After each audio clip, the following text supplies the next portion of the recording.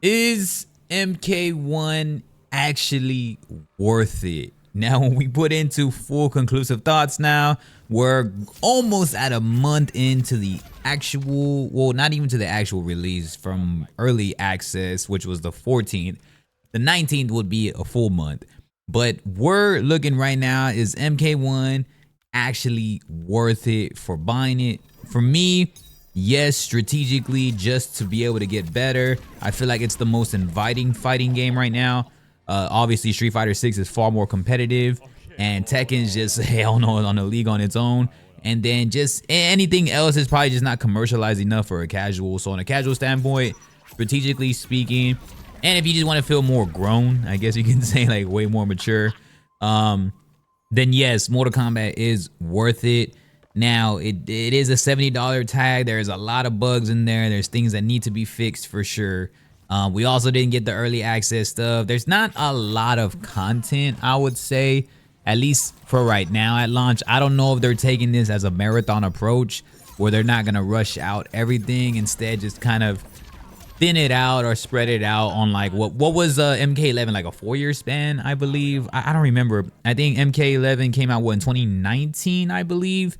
And so when it's about a 4-year span, so I think they're gonna really take their time this time around, especially since they're focusing on invasion seasons, and then the combat pack is not gonna be until later, which is wild. That's a long time for the combat pack to come out.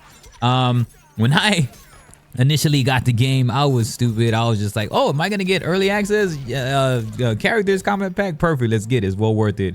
It comes to show that nothing really happened. You just got the standard game. You got to play the standard game 5 days early. I was able to play the story and everything.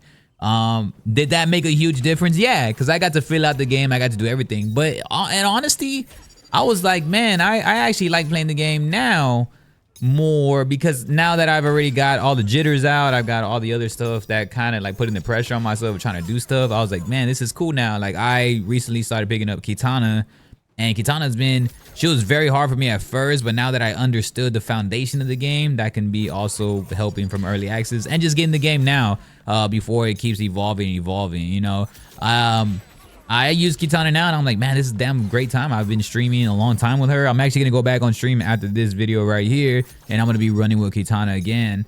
And I think a lot of that has to go to the back end of just knowing the foundational component. The early access helped me out really understand this game, so that was worth it on me.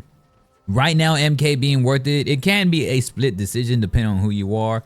If you are interested and new as F to fighting games, then yeah, I will definitely dive into this type of game. This game can help you out, learn so much. I feel it's the easier one out of the triple-headed monster, which is Mortal Kombat, Street Fighter, and Tekken.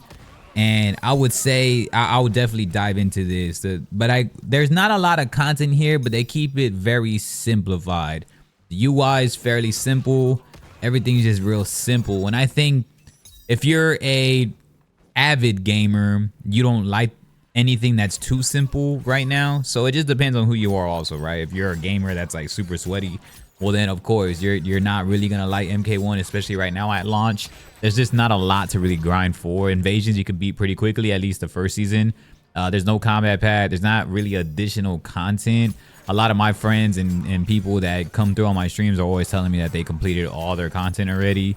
But if you're somebody like me who kind of just like casually plays and is working on stuff, is slow, has a slower approach, then we enjoyed this game. And then we enjoy the aesthetics, the colors, and everything like that. I still feel it does execute at a high level despite it having bugs and certain characters need different fixings and patches. I think it's still dope in my opinion. So is it worth it overall?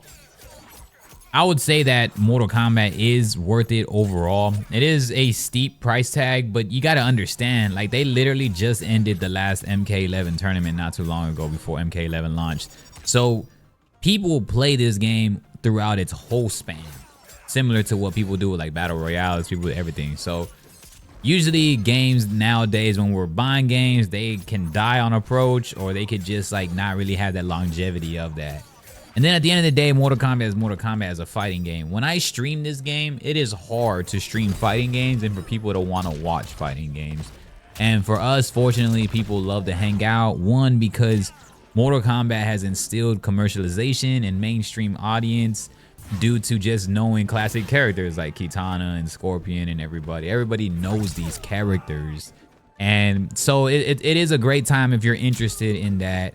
Gameplay wise, it is easier than MK11. Content, there's not a lot of content, at least for someone who's going to be trying to grind through that invasions progression. It's not too much, just mastery of characters, and you start getting some skins and stuff, and hopefully there's more. The store's barely been fixed, so now it's rotating once again. But all in all, it is worth it if you enjoy just kind of clocking out and just having fun, and the air combat makes it a lot more enjoyable. Cameos help out the dead space that MK11 wasn't giving us. So MK11 was kind of like real slow and clunky, and so the cameos help out speed up that process. This kind of is faster than MK11, not massively faster like MKX or MK9, but it is faster than 11, and the cameo helps speed it up to make it feel like it's an MK9 or an MKX.